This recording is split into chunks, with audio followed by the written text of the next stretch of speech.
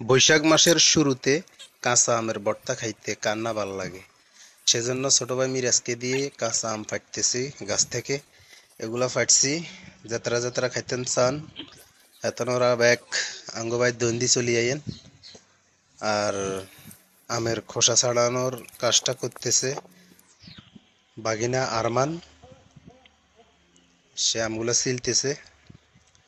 তো যাত্রা যাত্রা আসলে খাইতেন চান আমগো বাড়ির দক্ষিণ দিয়ে চলে আসেন, আমরা এখনো আছি। তারপর আজকে স্বল্প পরিসরে শুরু করতেছি, আজকে আমি প্রথম আম খাইতেছি এই বছরের।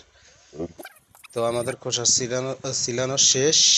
এখন লবণ, মরিচ অর্থাৎ গুঁড়ো মরিচ, কাঁচা মরিচ, দুধ পাউডার, চিনি একসাথ করে এখন মাখানো হবে। সেটাও করবে আরমান। আরমান মাখতেছে, সবাই দেখুন। একটু পরে আমরা খাবো, আর আপনারা শুধু হা করে থাকবেন, কথা বুঝছেন নি?